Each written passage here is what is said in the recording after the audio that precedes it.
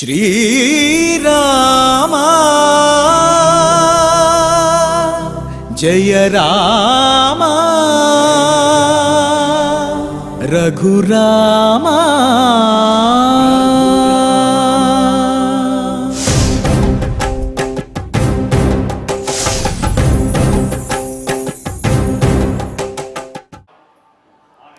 ओं नमो वेंकटेशाय।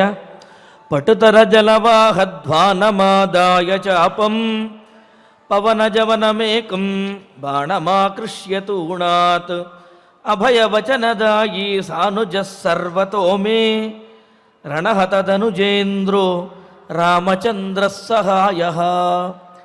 మేఘధ్వని వంటి ధ్వని చేసే ధనుష్టంగారం కలిగినటువంటి అమేయమైనటువంటి ధనస్సును ధరించినటువంటి వాడు తన అక్షయ బాణ తూణీరము నుండి బాణమును చేతబూచి రాక్షసుల మీద సంధిస్తూ రాక్షస సంహారం చేస్తూ మరలా సాధువులందరినీ కూడా అభయమిచ్చి కాపాడేటువంటి కోదండరాముడు భక్తులందరినీ కూడా సంరక్షించాలి అని ప్రార్థిస్తూ తదభిన్న స్వరూపుడైనటువంటి శ్రీవారి అనుగ్రహంతో భక్తులందరూ కూడా సకల సంపదలతోటి తొలతూగాలి అని ఆకాంక్షిస్తూ తిరుమల తిరుపతి దేవస్థానం వారు ఈ కలియుగ వైకుంఠంలో నిర్వహిస్తున్నటువంటి శ్రీమద్ రామాయణం బాలకాండ పారాయణ కార్యక్రమంలో నేటికి మనం 188వ రోజులో ప్రవేశించాము. ఈనాటి మన బాలకాండ పారాయణ కార్యక్రమాన్ని శ్రీగురు ధ్యానపూర్వకంగా సత్సంకల్పంతో మనందరము కలిసి ప్రారంభించుకుందాము. ఓం నమో వెంకటేశాయ. శ్రీగురు ధ్యానం. గురుర్బ్రహ్మా గురుర్విష్ణుః గురుర్దేవో మహేశ్వరః గురుః సాక్షాత్ పరం బ్రహ్మ తస్మై శ్రీ గురవే నమః. శ్రీనివాస ధ్యానం. శ్రీ వెంకటాచలాధీశం శ్రియాధ్యాసిత వక్షసం శ్రితచేతన మందారం శ్రీనివాసమహం భజే. అథ సంకల్పః. శ్రీమదాదివరాహ క్షేత్రే విరాజమానస్య శ్రీ పద్మావతీ జానేః అఖిలాండకోటి బ్రహ్మాండ నాయకస్య శ్రీరామచంద్ర రూపాంతరస్య భగవతః శ్రీ వెంకటేశ్వర స్వామినః సన్నిధౌ హనుమత్ సీతా లక్ష్మణ భరత శత్రుఘ్న పరివార సమేత శ్రీరామచంద్ర పరబ్రహ్మణః పరిపూర్ణానుగ్రహేణ అస్మిన్ భువనే అతిశీఘ్రమేవ విశూచికాక్రిమేః వినాశనార్థం భారతవర్షస్య అభివృద్ధౌ నిమగ్నానాం విద్యా విత్త వాణిజ్య కృషి వైద్య వైజ్ఞానిక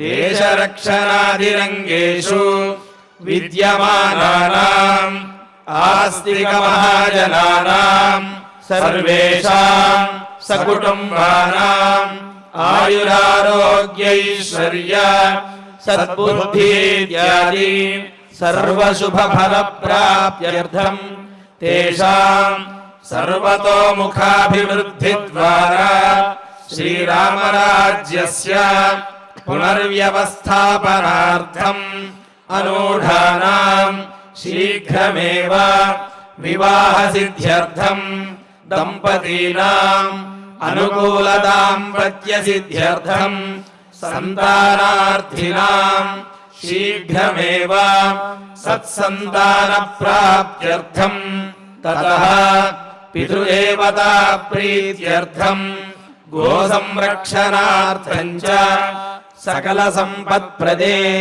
శ్రీమద్వాల్మీకి రామాయణాంతర్గతే బాలకాండే యథాశక్తి శ్లోకం వ్యాఖ్యాన పురస్సరం షడ్వింశతితమ సర్గ శ్లోక పారాయణం తథా శ్రీమద్యోగ వాసిష్ఠే విశూచికా మహామారీ నివారకస్య महामंत्रस्य पारायणं श्रीधन्वन्तरी मंत्रपारायणं च అన్యోన్యసాహాయ్యేన ఆచార్యముఖేన కరిష్యామహే. శ్రీవాల్మీకి ప్రార్థనా. వాల్మీకేర్మునిసింహస్య కవితావనచారిణః శృణ్వన్ రామకథానాదం కో న యాతి పరాంగతిం. శ్రీ ఆంజనేయ ప్రార్థనా. యత్ర యత్ర రఘునాథ కీర్తనం తత్ర తత్ర కృతమస్తకాంజలిం. బాష్పవారి పరిపూర్ణలోచనం మారుతిం నమత రాక్షసాంతకం. శ్రీరామాయణ ప్రార్థనా. వేద వేద్యే పరే పుంసి జాతే దశరథాత్మజే వేదః ప్రాచేతసాదాసీత్ సాక్షాద్ రామాయణాత్మనా. శ్రీరామ ప్రార్థనా. ఆపదామపహర్తారం దాతారం సర్వసంపదాం లోకాభిరామం శ్రీరామం భూయో భూయో నమామ్యహం. శ్రీరామచంద్ర పరబ్రహ్మణే నమః. అథ శ్రీమద్ రామాయణే బాలకాండే షడ్వింశతితమః సర్గః. శ్రీ గురుభ్యో నమః. శ్రీ వెంకటేశ చరణౌ శరణం ప్రపద్యే. శ్రీరామాయ నమః. ఇత్యుక్తస్తు తదా యక్షీం అశ్మవృష్ట్యాభివర్షతీం దర్శయన్ శబ్దవేధిత్వం తాం రురోధ ససాయకైః.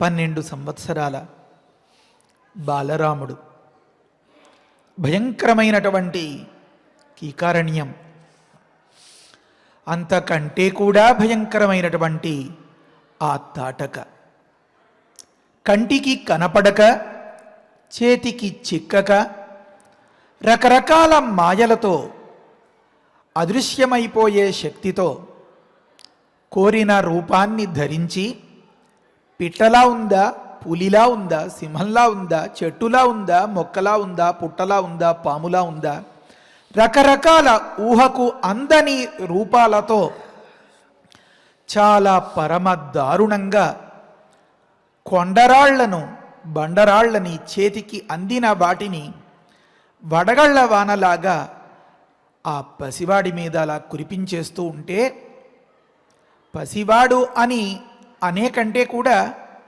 అంతటి దయగల మన రామచంద్రమూర్తి మీద అలా వర్షింపచేసేస్తూ ఉంటే అని అనడం న్యాయం.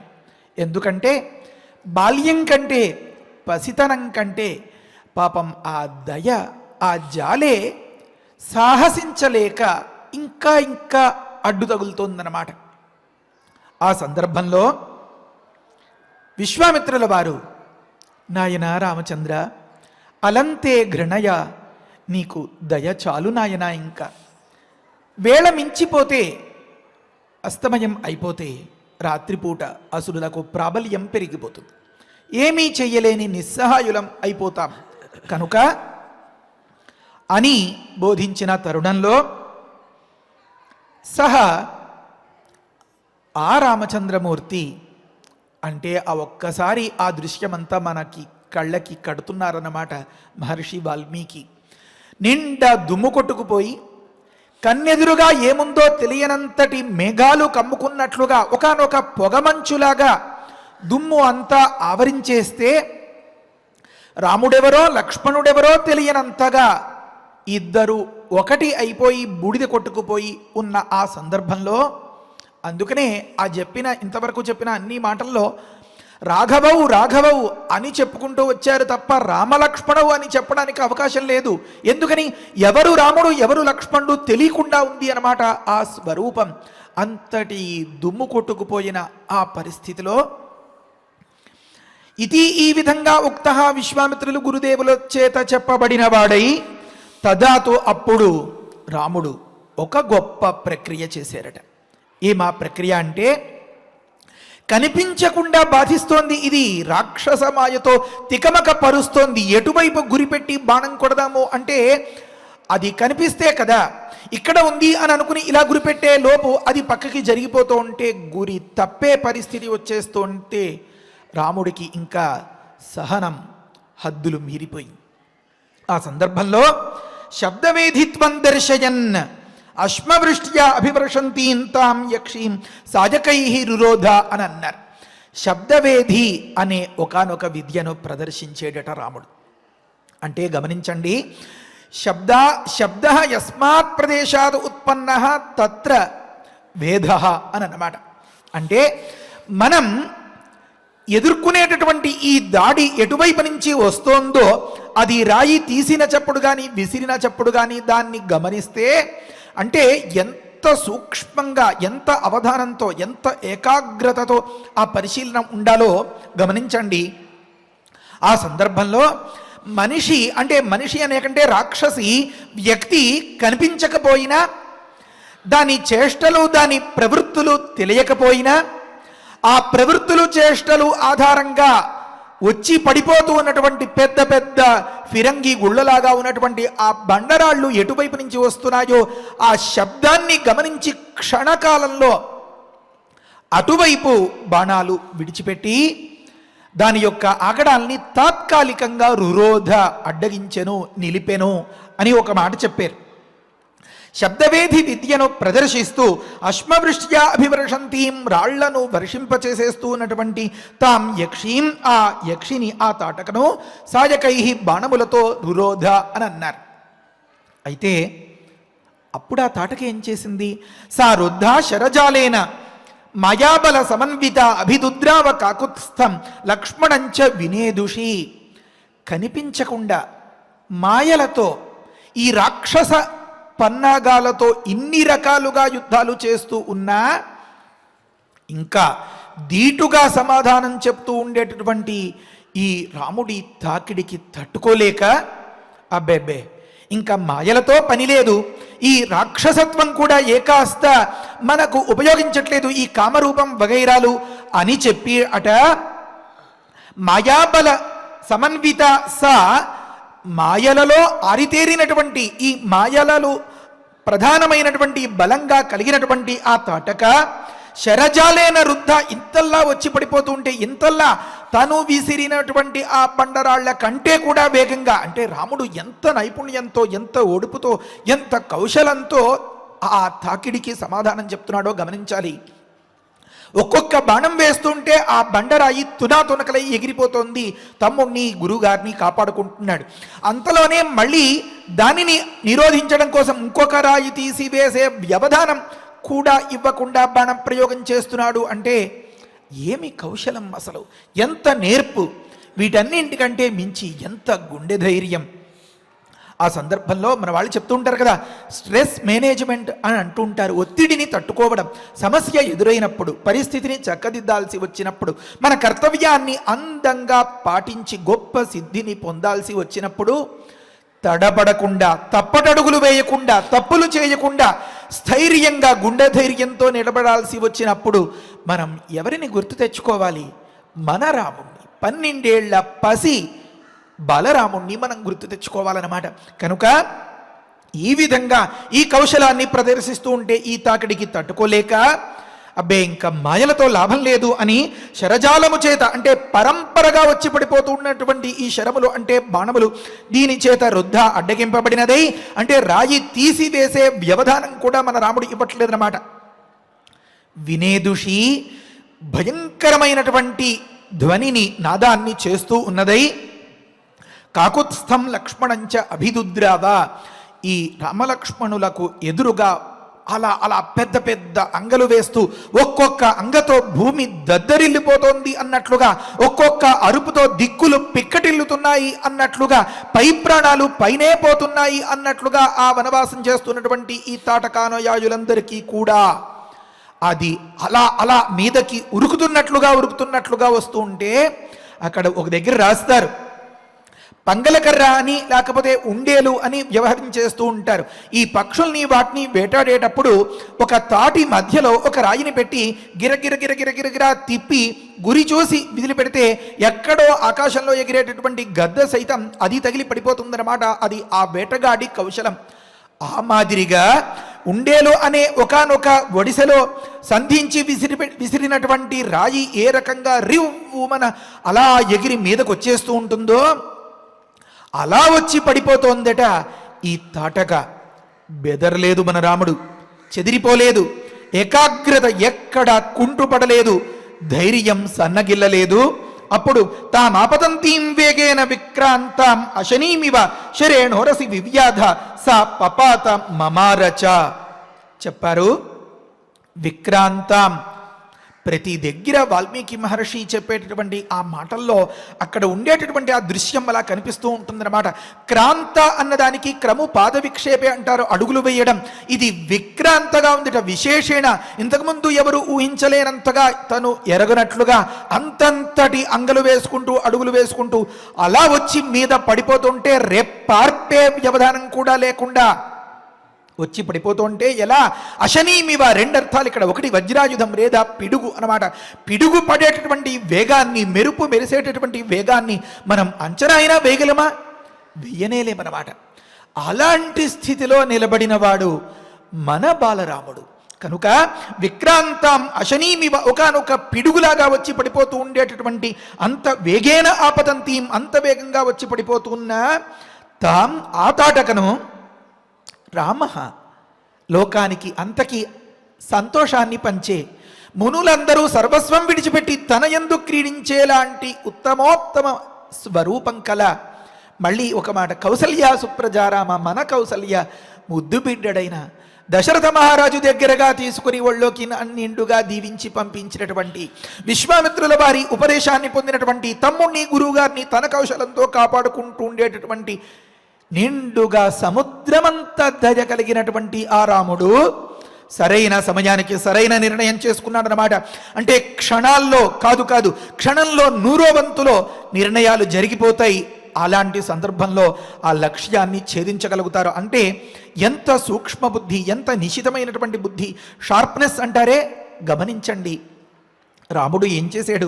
ఉరసి శరేణ వివ్యాధ, ఒకే ఒక్క బాణం, శరీర ఆకరణాంతం అంటారు, చెవిదాకా లాగి అలా గురి చూసి, దొరికిందిరా ఇది, వచ్చింది ఎదుర్కొండా, అలా వస్తోంది అంటే అది కదిలేటటువంటి ఆ స్వరూపాన్ని, సందర్భాన్ని కూడా అంచనా వేసి మనం విడిచేటటువంటి బాణం ఎంత దూరం లాగాలి, ఇది ఎంతసేపట్లో పెడుతుంది, ఇది వెళ్ళి అలా కదులుతూ ఉండేటటువంటి స్వరూపాన్ని సరిగ్గా మర్మచ్ఛేదం ఎక్కడైతే చేయగలుగుతుంది అని గురి చూసి అలా చెవిదాకా లాగి ఒక్కసారిగా ఒక్క బాణం విడిచిపెడితే అది ఎంత వేగంతో వచ్చిందో అంతకు మించిన రెట్టించిన వేగంతో ఈ బాణం వెళ్ళి కొట్టింది దాన్ని. చెప్తారు అక్కడ, ఉరసి శరేణ వివ్యాధ, ఈ మర్మ ఛేదం చేసేరు రాముడు.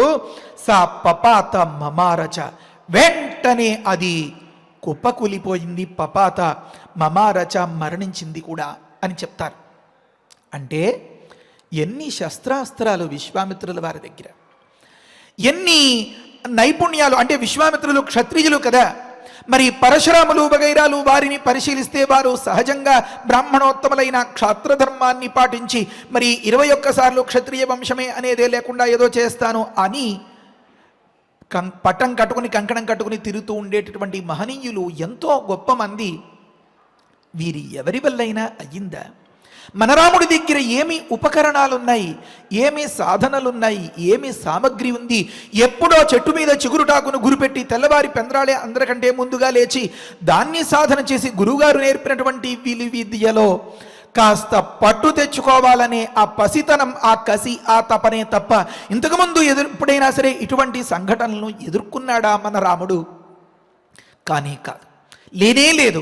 అయినా సరే ఇంత సమర్థంగా ఒకే బాణంతో వేయగలిగాడు అంటే, దాన్ని పడగొట్టగలిగాడు అంటే, అక్కడ ఒక దగ్గర వర్ణిస్తారు, ఒక్కసారిగా ఆ తాటక కుప్పకూలేటప్పటికి సుమారుగా అర్ధయోజనం అంటారు, యోజనం అనగా 8 మైళ్ళు, దానిలో సగం 4 మైళ్ళుగా లెక్కేస్తే మొత్తం అంతా ఒకానొక క్రీడా మైదానంలాగా అలా అణిగిపోయిందట ఆ ప్రాంతం అంతా కూడా.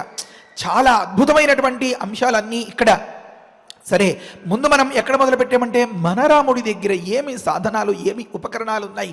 ఇంతటి దుర్భేద్యమైన, ఇంతకుముందు ఎన్నడూ ఎదుర్కోనటువంటి ఇంతటి విషమ సమస్య, ఆడది చంపడమా, స్త్రీవధ, జాలి, దయ. మరి గురువుగారు ఈ మాట చెప్పడం, తండ్రి గారు ఆ మాట చెప్పడం, ఈ గందరగోళంలో అది తన మీద రాళ్ళు రువ్వేస్తూ ఉండడం, తమ్ముడు పక్కనే ఉండడం, గురువుగారు నిస్సహాయంగా ఉన్నటువంటి ఆ పరిస్థితి. దానికేమో రాక్షసమాయలు, కామరూపాలు కనిపించకుండా అది తికమక పెట్టి తెగ కన్ఫ్యూజ్ చేసేసిందన్నమాట మన రాముణ్ణి. ఆ సందర్భంలో ఎక్కడ ఒడిదుడుకు పడకుండా అంతగా గురి చూసి వేయగలిగాడు అంటే ఏమి కారణం? క్రియాసిద్ధి సత్వే భవతి మహతాం నోపకరణే పెద్దలు చెప్తారు. ఆ తాటక అంత మాయలో ఉండి అన్ని బండరాళ్ళు వగైరాలు అలాంటి వాటినే మారణాయుధాలుగా ఉపయోగించి ఇంత పసివారిగా ఉన్నటువంటి ఈ రాముణ్ణి, ఈ లక్ష్మణుణ్ణి కూడా తను అనుకున్నట్లుగా ఏమీ చెయ్యలేకపోయింది అని అంటే దాని యొక్క ఏకాగ్రత ఎంతగా లోపించింది అని మనం గమనించాలన్నమాట. అంటే బలం ఎంతున్నా, శక్తి ఎంతున్నా, ఉపకరణాలు పరికరాలు ఎన్ని రకాలుగా ఉన్నా అవధానం, కాన్సన్ట్రేషన్, ఏకాగ్రత, లక్ష్య శుద్ధి ఎక్కడైతే ఉంటుందో, స్పష్టంగా ఆ ఒక్క లక్ష్యం తప్ప ఏ ఒక్కటి కనిపించని సందర్భంలో మాత్రమే, అంటే లక్ష్య శుద్ధి ఉన్నప్పుడు మాత్రమే లక్ష్య సిద్ధి అవుతుంది. అది మహనీయులైన వారికి దీన్ని బట్టే ఏర్పడుతుంది. సత్వే, ఒక మంచి ధైర్యంతో కూడినటువంటి, ఒక మంచి వివేకంతో, విచక్షణతో కూడినటువంటి, ఏ విధంగానో ప్రమత్తత లేనటువంటి, అంటే అప్రమత్తమైన పరిస్థితిలో, మేల్కొని ఉన్న పరిస్థితిలో, జాగ్రత్త అవస్థలో అంటే జాగరూకతతో ఉన్నవాడికి, మహతాం మహాత్ములకు క్రియాసిద్ధి చేయవలసినటువంటి ఆ లక్ష్యం అంతంతగా మంచిగా, చాలా అలవోకగా సిద్ధించేయడంలో కారణమేమి మహాత్మా అని పెద్దల్ని అడిగితే చెప్తారు వారు, క్రియాసిద్ధి సత్వే భవతాం. సత్వం అంటే ఆలోచన. భవతి మహతాం, మహతాం మహాత్ములకు క్రియాసిద్ధి, అనుకున్నటువంటి పని నెగ్గడం అనేది సత్వే భవతాం. ఇక్కడ ధైర్యంతో కూడినటువంటి ఒకానొక సరైన ఆలోచన ఉంటే భవతి కలిగిపోతుంది. నా ఉపకరణే, ఎన్ని రకాల సాధనాలు, సామగ్రులు అమ్మ అందించేది, నాన్న అందించేది, ఇంకా అలాగా ఇలాగా, వాటితో వీటితో పనిలే. కనుక మన రాముడిలో మనం గమనించాల్సినటువంటి అంశం ఇది. మన రాముడు మనకి నేర్పిస్తూ ఉండేటటువంటి అంశం ఇది. ఇంకొక మాట, ఇంతకుముందు మనం మొదలుపెట్టాము ఏమనంటే, తాటక దగ్గర అన్ని రకాల మారణాయుధాలు అవన్నీ అలా ఉన్నా, అన్ని మాయలున్నా, మరొకటి ఉన్నా, ఈ విధమైనటువంటి స్పష్టమైన లక్ష్యం, ఒకే దగ్గర ఏకాగ్రత అది లేకుండా, చేతికి దుమ్ము అందితే దుమ్ము రేగొడుతుంది, ఏదోలాగా దాన్ని చెడగొట్టాలి అని, చేతికి రాయి దొరికితే ఆ రాయి విసిరేస్తోంది, చెట్టు దొరికితే చెట్టు పీకి విసిరేస్తోంది తప్ప క్షణం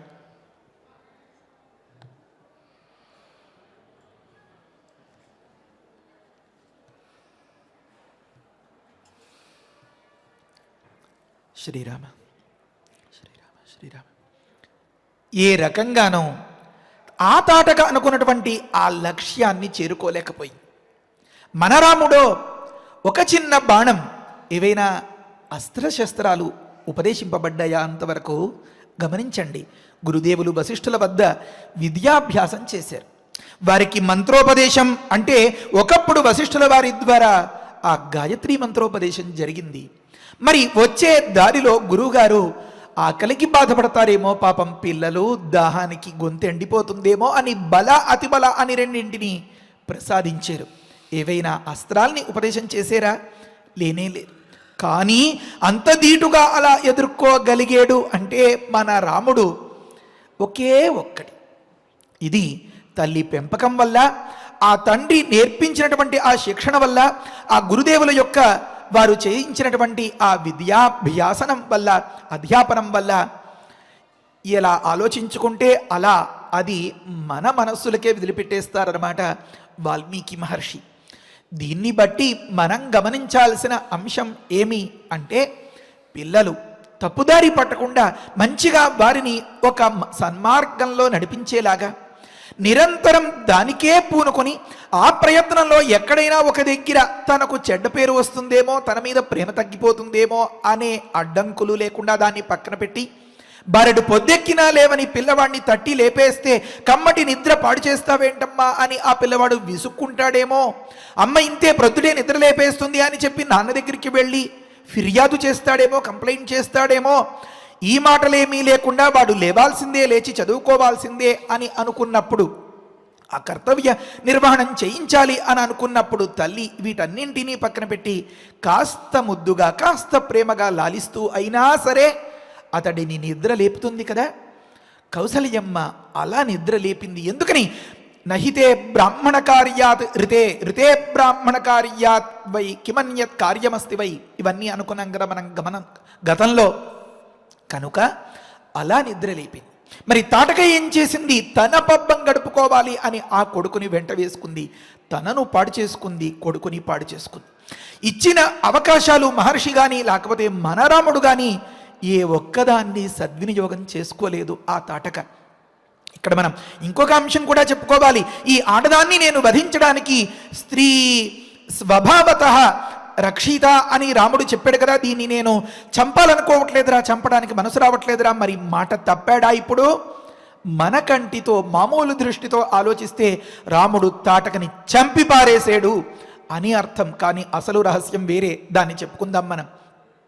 అంచేత పిల్లల్ని ఒక దారిలో పెట్టుకోవాలి అని అనుకున్నప్పుడు, లేదా వారు అంతంతటి గొప్పవారు కావాలి అని ఆశించినప్పుడు, ఆశలకు ఆశయాలకు తగినట్లుగా వారిని తీర్చిదిద్దుకునే ప్రయత్నం చేస్తూ ఉంటే అప్పుడు మన పిల్లలందరూ కూడా రాముడి అంతటి వారవుతారు అని వాల్మీకి మహర్షి గురుదేవులు మనకి ఉపదేశం చేస్తున్నారన్నమాట. ఒక దగ్గర చెప్తారు ఏమనంటే, వృద్ధోపసే భావం తాత్పర్యం చెప్పేస్తాను. నిరంతరం పెద్దలను సేవించాలి. పెద్దలనగా ఎవరు? మొట్టమొదట తల్లి, ఆ తరువాత తండ్రి, ఆ తర్వాత వీధిలోకి వస్తే గురువులు, మహనీయులు, మహాత్ములు, విద్వాంసులు. వీరందరినీ సేవించడం ద్వారా ఎప్పుడు ఏ మాట ఎలా చెవిలో పడుతుందో, అది ఏ సమయానికి ఎలా ఉపయోగపడుతుందో తెలియదు. కనుక ఇదే పెద్ద బలగం. దీనిని మించిన బలమేముంది? సాక్ష్యం మన రాముడే. కనుక అమ్మ మాట విన్నాడు, నాన్న మాట విన్నాడు, గురువులు చెప్పిన మాట విన్నాడు, తను శాస్త్రాలు వీటన్నింటినీ చదువుకున్నాడు, అన్నింటినీ సమన్వయం చేసుకున్నాడు. సామాన్య ధర్మం, విశేష ధర్మం. తస్మాత్ స్వపంతం ప్రాణానజహతి, వేదం చెప్తోంది నిద్రించిన వారిని నిద్ర లేపకూడదు అని తాత్పర్యం. తన ప్రాణాలు కూడా కాస్తో కూస్తో కదలిక వచ్చిన తరువాత ఈ శరీరానికి ఇక్కడి నుంచి బయటికి పోతాయట. స్వపంతం, నిద్రిస్తున్న వాడిని ప్రాణాహ, తన ప్రాణములు కూడా నజహతి, విడిచిపెట్టవు.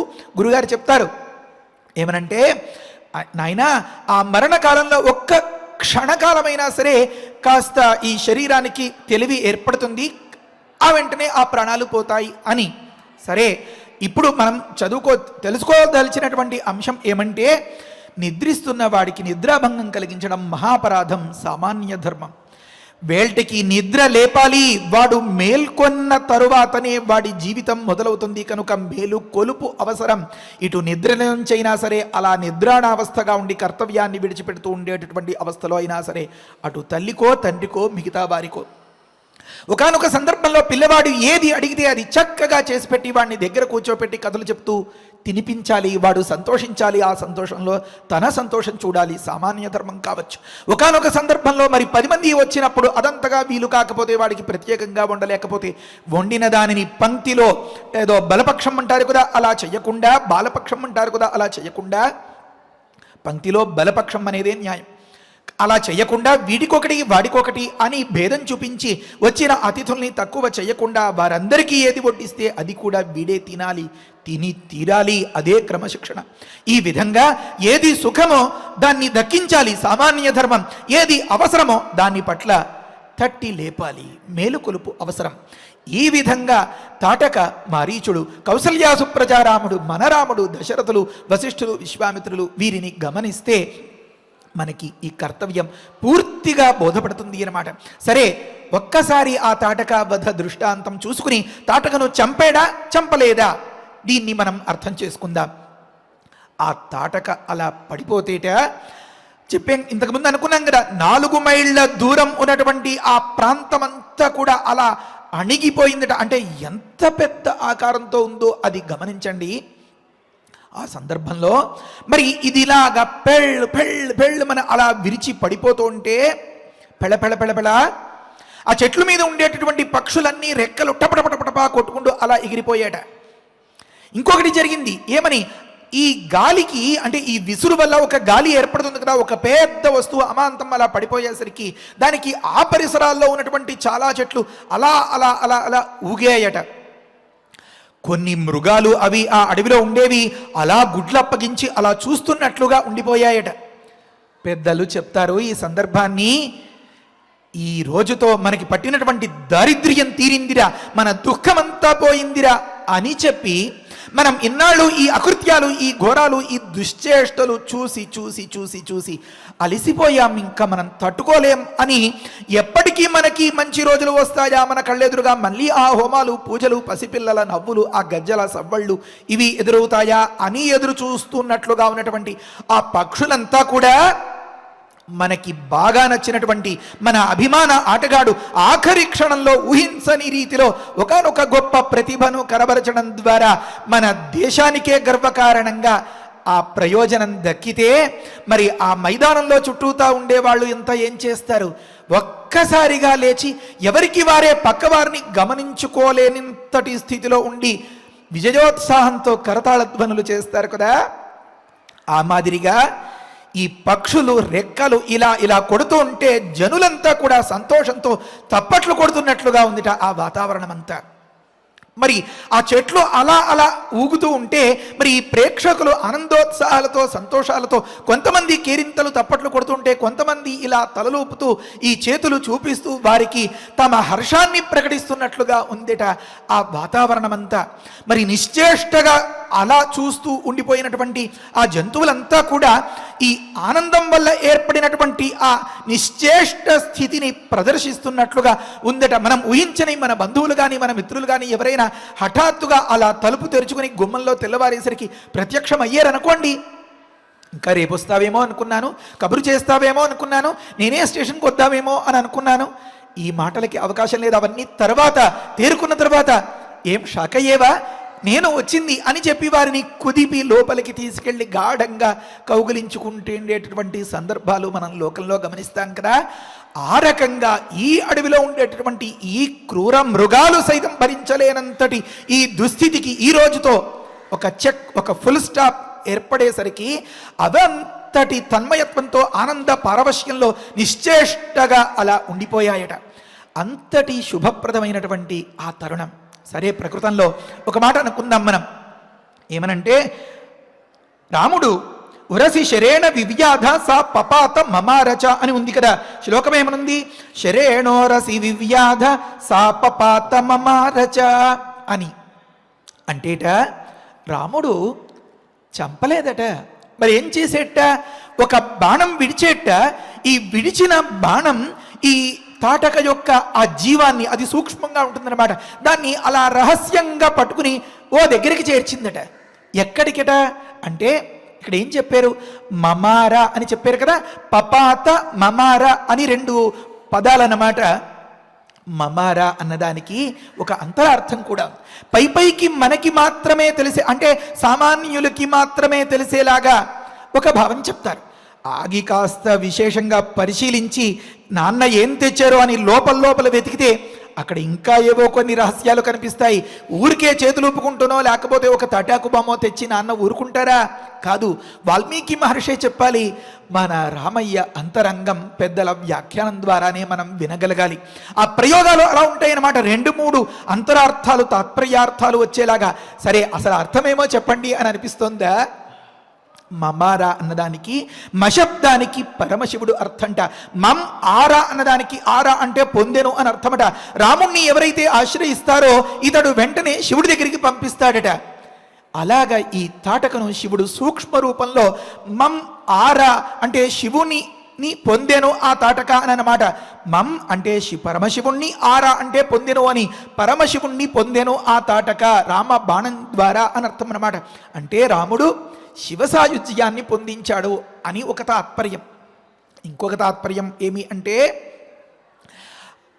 సా పపాత మమారచ అని అన్నప్పుడు అపపాతం అపపాతమం ఆర అని దాన్ని విడదీయాలట. జాగ్రత్తగా గమనించాలి. అంటే సంస్కృతం పరిచయం ఉన్న వారికి చాలా రుచిగా ఉంటుంది, మామూలు వారికి కూడా పరిచయం అవుతుంది అని నేను చెప్పడానికి ప్రయత్నిస్తున్నాను. సాపపాతమమార అనే దగ్గర అపపాతమం ఆర అని ఒక పద విభాగం చెప్పాలట. అంటే తాత్పర్యమేమి అన్నారు, పాత అన్నదానికి పతనం, పడిపోవడం అని అర్థం. అపపాత అని అన్నదానికి పతనమే లేని చోటు అని అర్థం. ఏది అది? పరమశివ సాయుజ్యం అని అన్నమాట.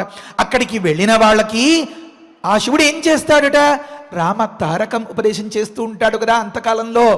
అప్పుడు ఏమి తాత్పర్యం అంటే, నువ్వు ఆడదానివి కనుకే బతికిపోయావు, నిన్ను చంపను అని రాముడు కంకణం కట్టుకున్నాడు కనుక నా దగ్గరికి పంపించాడు, ఇంకా వద్దమ్మా నువ్వు అక్కడికి వెళ్ళొద్దు అని చెప్పి, అంటే పునరావృత్తి రహితమైనటువంటి శాశ్వతమైనటువంటి పరమ పదాన్ని ప్రసాదించాడు పరమశివుడు అని చెప్పడం కోసం పతనం అనగా పునరావృత్తి, అది లేనిది అపపాతం. అపపాతం అయినటువంటి మం అంటే ఆ పరమశివ సాయుజ్యం ఆ కైలాసం అని అన్నమాట, ఆ పరమపదం అని అన్నమాట. అటువంటి దానిని పొందెను ఈ తాటక అని తాత్పర్యమట. ఈ విధంగా ఆ తాటక వధ జరిగిన ఉత్తర క్షణంలో దేవతలందరూ పెద్దగా జయ జయ హర్షధ్వానాలు చేసేసారన్నమాట. శ్రీరామ జయ రామ జయ జయ రామ, శ్రీరామ జయ రామ జయ జయ రామ. ఒకటే సంతోషం, ఒకటే కోలాహలం. అయితే అంతా రహస్యంగా. ఎందుకని అంటే రావణ వధ జరిగేంత వరకు రాముడికి వారంతా కూడా స్వస్వరూపాల్లో ప్రత్యక్షం కారన్నమాట. ప్రతి ఒక్క దగ్గర ఎంత సూక్ష్మ పరిశీలనం చేయాలో మహర్షి కథలో మనం చాలా జాగ్రత్తగా గమనించాలి. తాం హతాం భీమసంకాశాం దృష్ట్వా సురపతిస్తదా సాధు సాత్వితి కాకుత్స్థం సురాశ్చ సమపూజయన్ అని అన్నారు. తదా ఆ సందర్భంలో హతాం రాముని బాణం తాకినటువంటి భీమసంకాశాం భయంకరమైనటువంటి దర్శనం కలిగినటువంటి ఆ తాటకను దృష్టివా చూసి, ఎవరు?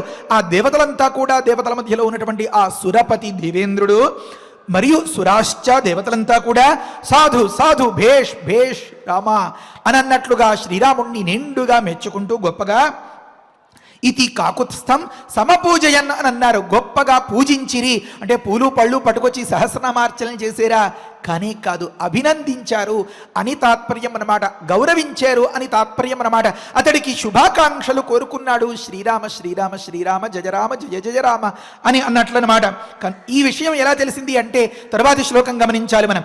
ఉవాచ పరమప్రీత సహస్రాక్ష పురందర సురాశ్చ సర్వే సంహృష్టా విశ్వామిత్రం అథ అబ్రువన్. నిజంగా రాముడి ఎదురుగా వచ్చి చుట్టూతా తిరుగుతూ చప్పట్లు కొడుతూ కనుక వారు అభినందించి ఉంటే రాముడితో మాట్లాడి కదా వెళ్ళాలి, మాట్లాడలే.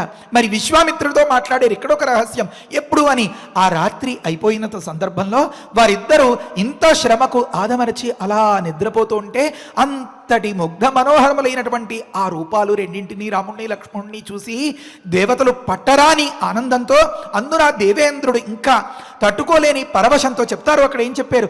సహస్రాక్ష, ఆయనకి 1000 కన్నులు ఉన్నాయి అన్నారు. ఇంతకుముందు ఏమన్నారు? సురేంద్రుడు ఒక దగ్గర, అమరపతి ఒక దగ్గర దేవేంద్రుడు, ఇక్కడ 1000 కన్నులున్నవాడు అని చెప్పడంలో తాత్పర్యమేమి అంటే ప్రతి కన్నుతోనూ అలా రెప్పార్పకుండా రాముణ్ణే చూస్తూ పరవశంతో ఆనందాశ్రువులు కారుస్తూ ఉన్న ఆ దేవేంద్రుణ్ణి మనకి చూపించడం కోసమట.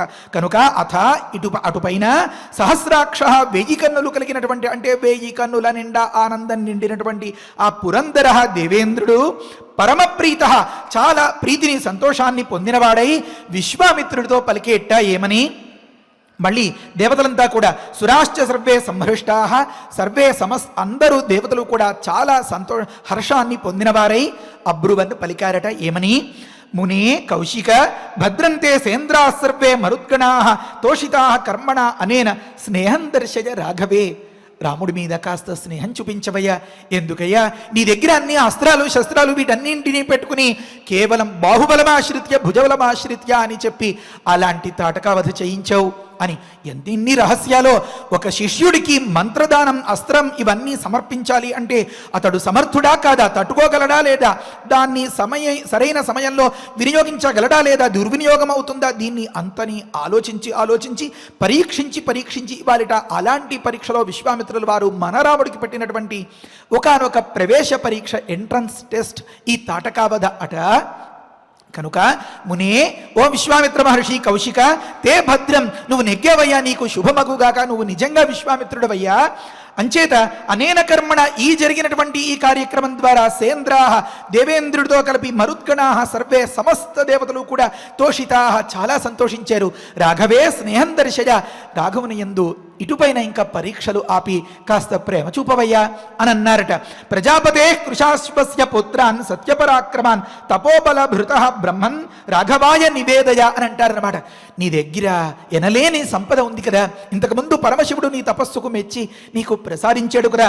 బ్రహ్మన్, ఓ బ్రహ్మర్షి, తపోబల భృతాను నీ యొక్క తపో బలం చేత నీయందే అలా అట్టే పెట్టేసుకున్నటువంటి దాచేసుకున్నటువంటి సత్యపరాక్రమాన్, ఎన్నటికీ ఎదురు లేనటువంటి నిజమైన పరాక్రమం కలిగినటువంటి మరొక మాట ప్రజాపతే భృషాశ్వస్య పుత్రాన్, ఒకానొక ప్రజాపతి గారు అయినటువంటి భృషాశ్వుని యొక్క సంతతిగా ఉన్నటువంటి అలాంటి అస్త్రదేవతలన్నింటినీ కూడా రాఘవాయ నివేదయ, రాఘవుడికి సమర్పించవయ్యా విశ్వామిత్ర అని అన్నారట. చెప్తారు అక్కడ, ఇంక నువ్వు పరీక్షించింది చాలు. పాత్రభూతశ్చతే బ్రహ్మన్ తవ అనుగమనే ధృత కర్తవ్యంచ మహత్కార్యం సురాణాం రాజసూనున. ఎవరికైనా ఏదైనా పని చెప్పి సాధించమంటే తగిన సామగ్రి ఇవ్వాలి కదా.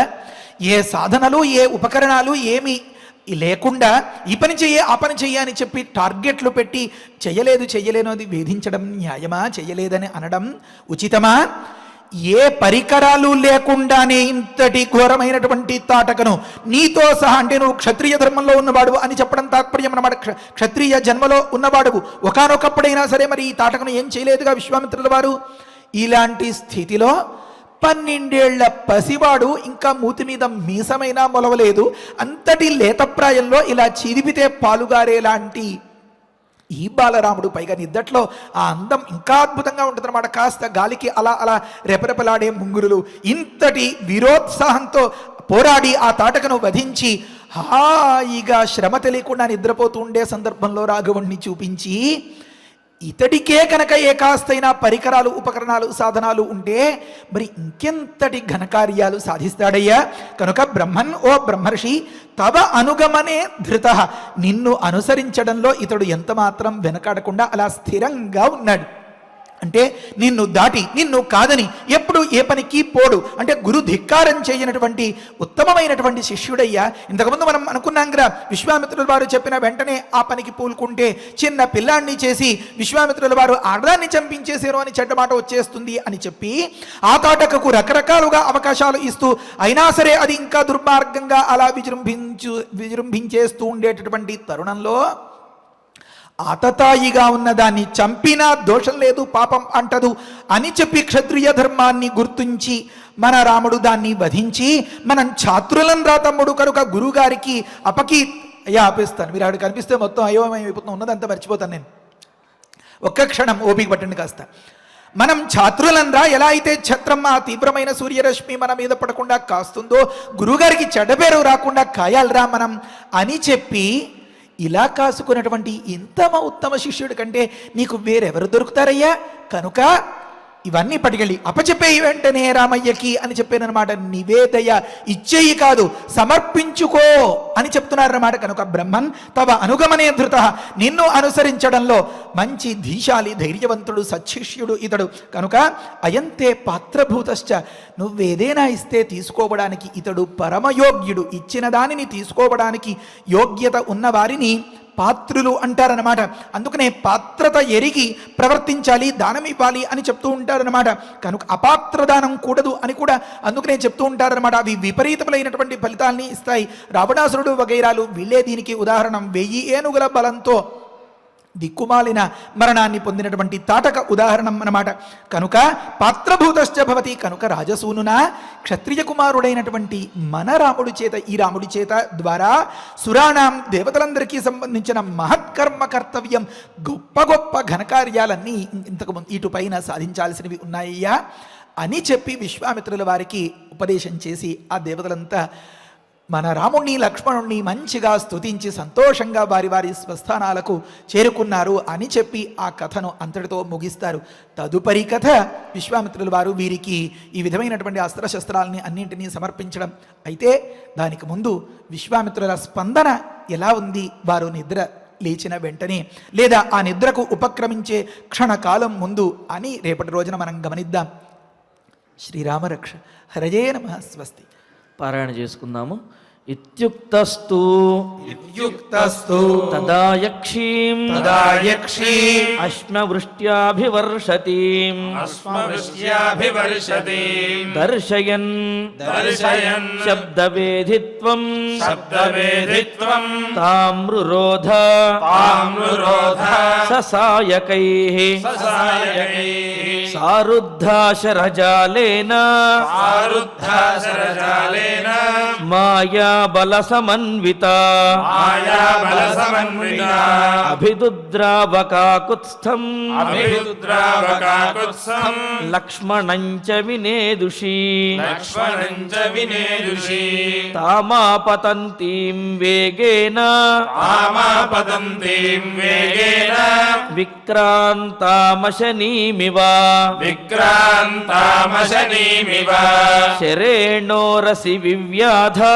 శరేణోరసి వివ్యాధ సాపపాతమమార చ సాపపాతమమార చ తాం హతాం భీమసంకాశాం తాం హతాం భీమసంకాశాం దృష్ట్వా సురపతిస్తదా దృష్ట్వా సురపతిస్తదా సాధు సాధ్వితికాకుత్స్థం సాధు సాధ్వితికాకుత్సం సురాశ్చ సమపూజయన్ సురాశ్చ సమపూజయన్ ఉవాచ పరమప్రీతః ఉవాచ పరమప్రీతః సహస్రాక్షః పురందరః సహస్రాక్షః పురందరః సురాశ్చ సర్వే సంహృష్టాః సురాశ్చ సర్వే సంహృష్టాః విశ్వామిత్రమధాబ్రువన్ విశ్వామిత్రమథా బ్రువన్ మునే కౌశిక భద్రంతే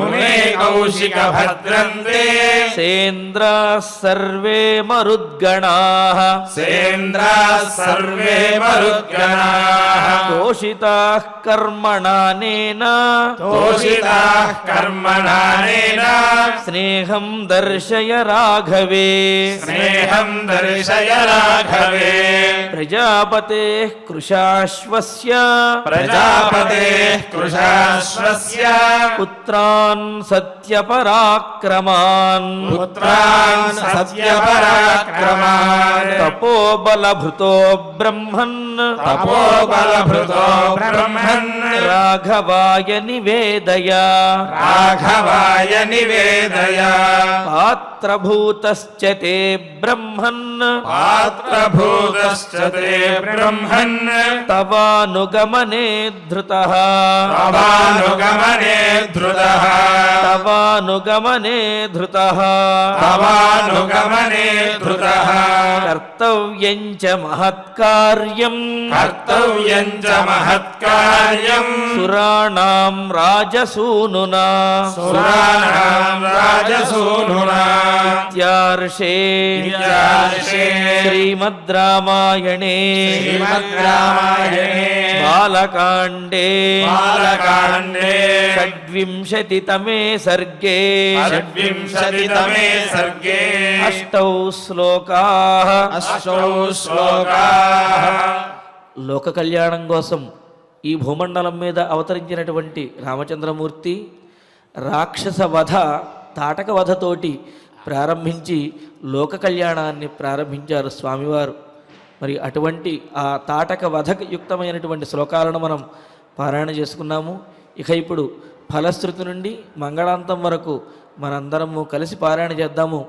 మరి మరొక విశేషం ఏమిటి అంటే ఎల్లుండి 31వ తారీఖున సోమవారం ఉదయం 7 గంటల నుండి 9 గంటల వరకు మనం ఇప్పటి వరకు ఏదైతే ప్రతిరోజు కూడా ప్రవచనము చేసుకుని పారాయణ చేసుకుంటున్నటువంటి శ్లోకాలు ఏవైతే ఉన్నాయో ఆ శ్లోకాలను 22వ సర్గ నుండి 26వ సర్గ వరకు మొత్తం 135 శ్లోకాలను ఎల్లుండి 31వ తారీఖున ఉదయం 7 గంటల నుండి ప్రారంభించుకుని అఖండంగా పారాయణ చేసుకోబోతూ ఉన్నాము. కావున భక్తులందరూ ఈ విషయాన్ని గమనించి ఈ 6వ అఖండ పారాయణ కార్యక్రమంలో బాలకాండ అఖండ పారాయణ కార్యక్రమంలో పాల్గొని రామచంద్రమూర్తి యొక్క పరిపూర్ణమైన అనుగ్రహాన్ని పొందవలసిందిగా తెలియజేస్తున్నాము. ఇప్పుడు ఇక ఫలశ్రుతి నుండి మనందరము కలిసి పఠిద్దాము. ఫలశ్రుతి కుటుంబ వృద్ధిం ధనధాన్య వృద్ధిం స్త్రియశ్చ ముఖ్యా సుఖముత్తమం చ శ్రుత్వా శుభం కావ్యమిదం మహార్థం ప్రాప్నోతి సర్వాం భువి చార్థ సిద్ధిం. శ్రీరామచంద్ర పరబ్రహ్మణే నమః. అథ శ్రీమద్యోగవాసిష్ఠే ఉత్పత్తి ప్రకరణే ఏకోనసప్తతితమః సర్గః. శ్రీవసిష్ఠ ఉవాచ అథ వర్షసహస్రేణ తాం పితామహ ఆయయౌ దారుణం హి తపస్సిద్ధ్యై విషాగ్నిరపి శీతలః మనసైవ ప్రణమ్యైనం సా తథైవ స్థితా సతి కోవరాక్షుచ్చమాయాలం ఇతి చింతాన్వితాభవత్. ఆస్మృతం ప్రార్థయిష్యేహం వరమేకమిమం విభుం అనాయసీ చాయసీ చ స్యామహం జీవసూచికా అస్యోక్త్యాద్వివిధా సూచిః భూత్వా లక్ష్యా విశామ్యహం ప్రాణినాం సహ సర్వేషాం హృదయం సురభిర్యథా యథాభిమతమేతేన గ్రసేయం సకలం జగత్ క్రమేణ క్షుద్వినాశాయ క్షుద్వినాశః పరం సుఖం ఇది సంచింతయంతీం తాం ఉవాచ కమలాలయః.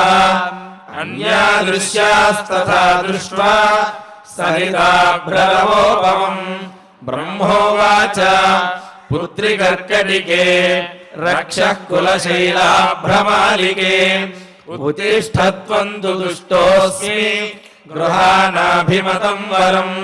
కర్కట్యువాచ భగవన్ భూతభవ్యేష స్యామహం జీవసూచికా అనాయసీ చాయసీ చ విధేర్పయసి చేద్వరం.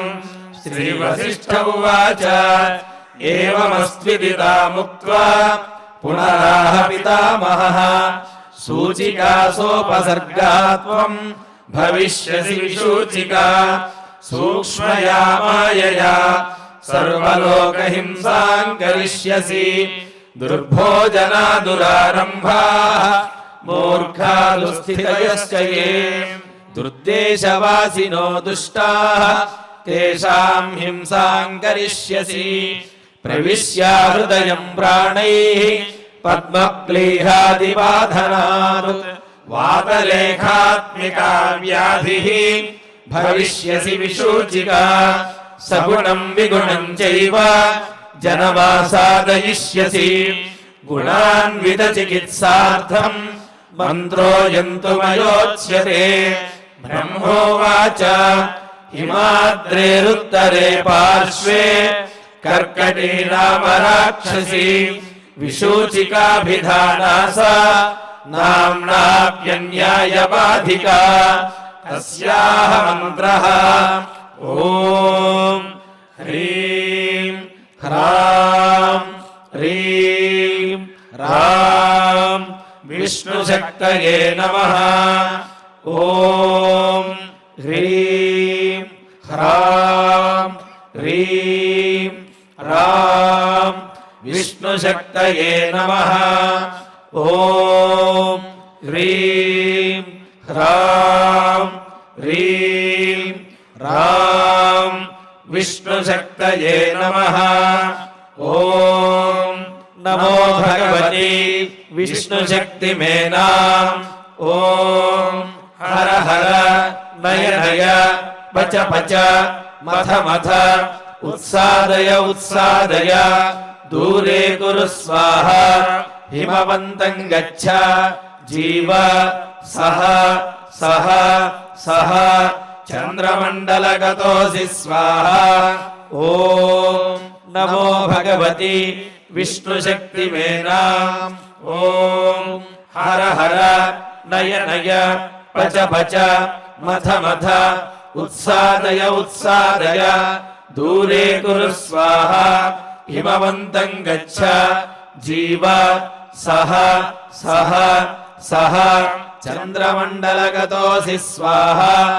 ఓం నమో భగవతి విష్ణుశక్తిమేనాం ఓం హర హర నయ నయ పచ పచ మథ మథ ఉత్సాదయ ఉత్సాదయ దూరే కురు స్వాహ హిమవంతం గచ్చ జీవ సహ సహ సహ చంద్రమండలగతోసి స్వాహ ఇతి మంత్రీ మహామంత్రం యస్య వామకరోదరే మార్జయేదాతురాకారం తేన హస్తేన సంయుతః హిమశైలాభిముఖ్యేన విధృతాం తాం విచింతయేత్ కర్కటీం కర్కశాక్రందాం మంత్రముద్గరమర్దితాం ఆతురం చింతయేత్ చంద్రే రసాయన హృది స్థితం అజరామరణం యుక్తం ముక్తం సర్వాధివిభ్రమైః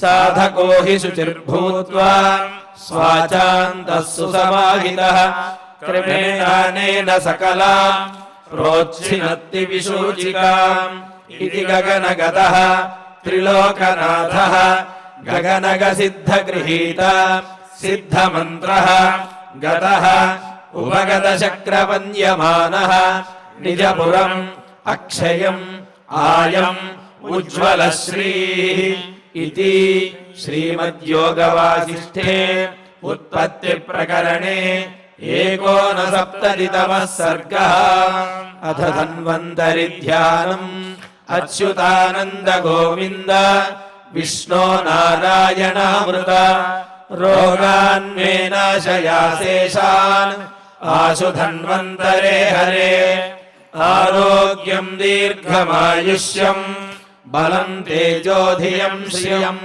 స్వభక్తేభ్యోనుగృహ్ణంతం వందే ధన్వంతరిం హరిం ధన్వంతరేరిమం శ్లోకం భక్త్యా నిత్యం పఠంతి యే అనారోగ్యం న తేషాం స్యాత్ సుఖం జీవంతి తే చిరం ఓం నమో భగవతే వాసుదేవాయ ధన్వంతరయే అమృతకలశహస్తాయ వజ్రజలౌకహస్తాయ సర్వామయ వినాశనాయ త్రైలోక్యనాథాయ మహావిష్ణవే స్వాహ ఓం వాసుదేవాయ విద్మహే సుధాహస్తాయ ధీమహి తన్నో ధన్వంతరి ప్రచోదయాత్ అధనవగ్రహ ప్రార్థనా ఆరోగ్యం పద్మబంధుర్వితరతు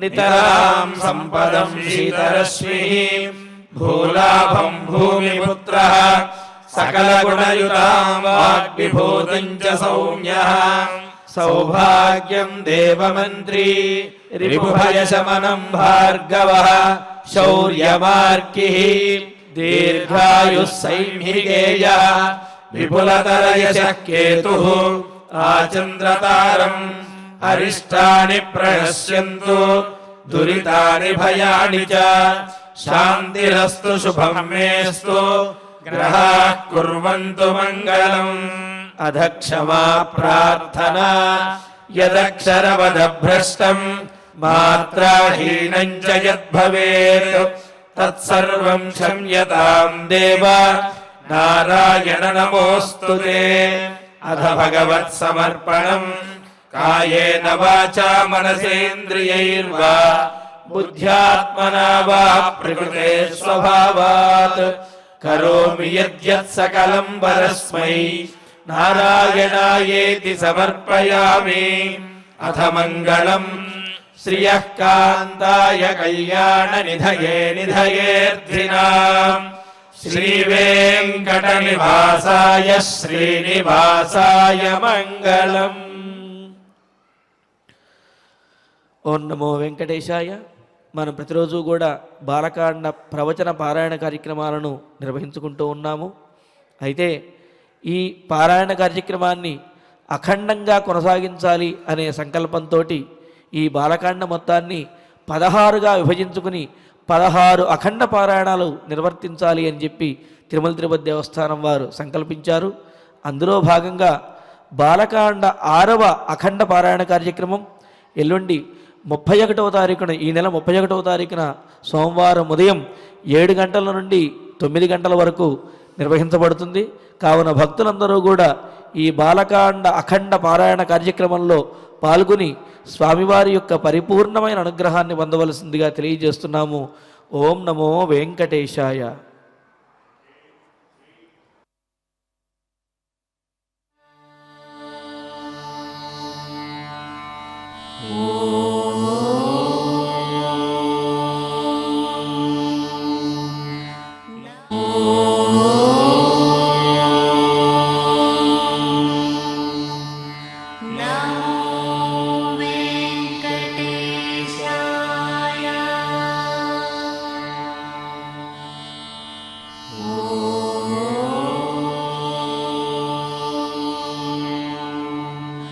No.